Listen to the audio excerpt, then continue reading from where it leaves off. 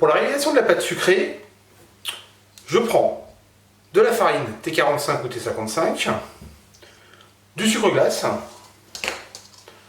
du sucre semoule. Donc j'ai choisi les deux sucres car le sucre glace apporte de la maniabilité à la pâte quand on va l'étaler et le sucre semoule casse un petit peu le prix de revient.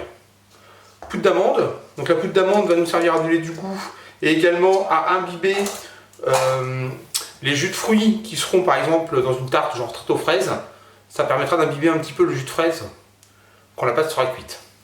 Mon beurre, donc le beurre sorti du frigo, voilà, et ensuite je casse mon œuf et je le mets de côté pour tout à l'heure.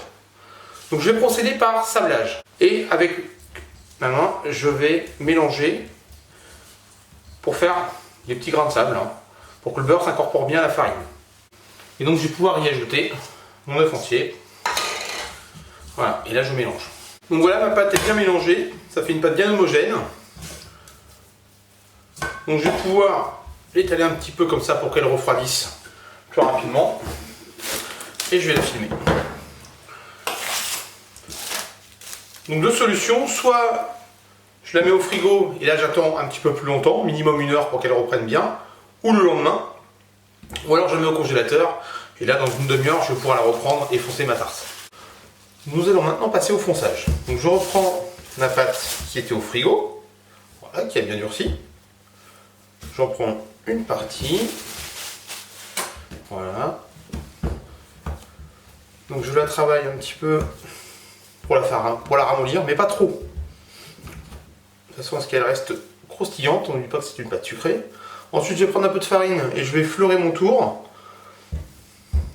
Voilà, j'essaie de faire une boule comme ceci.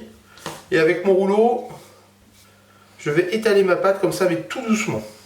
Sans appuyer. Et il faut ensuite que ma pâte puisse toujours bouger. Il ne faut pas qu'elle colle à mon tour. Il ne faut pas que la pâte elle colle au rouleau. Ma pâte doit faire à peu près 2 mm d'épaisseur. Voilà. Ensuite je prends un cercle inférieur à la taille de ma pâte, une noisette de beurre et je vais pouvoir graisser mon cercle. Donc je mets ma pâte autour de mon rouleau délicatement et je viens mettre ma pâte sur mon cercle sans toucher le cercle. Ensuite je vais la faire glisser dans le fond du cercle comme ça. Donc je la prends bien en dessous et je la fais glisser. Et avec mon pouce je viens appuyer légèrement sur la pâte. Et ensuite avec mes doigts je peux insister un petit peu en faisant descendre un petit peu la pâte. Ensuite je vais pouvoir donner un petit coup de rouleau dessus comme ceci.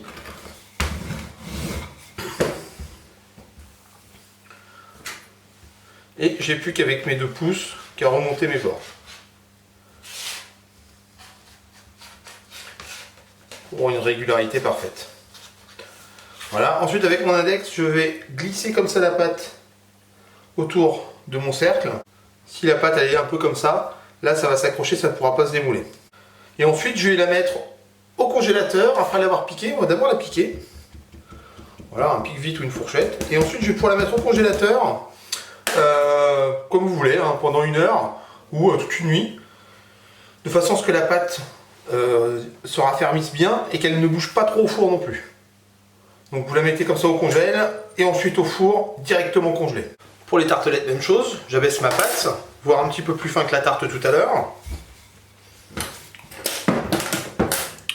Ensuite, avec un emporte-pièce, je découpe ma pâte comme ceci.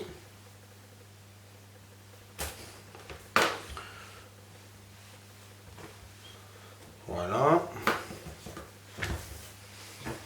Donc je reprends ma pâte, je la mets comme ceci au milieu de ma tartelette et je vais pousser pour aller bien au bord.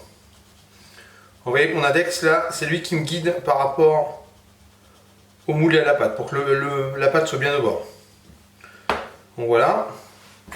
Comme tout à l'heure, je pique un petit peu.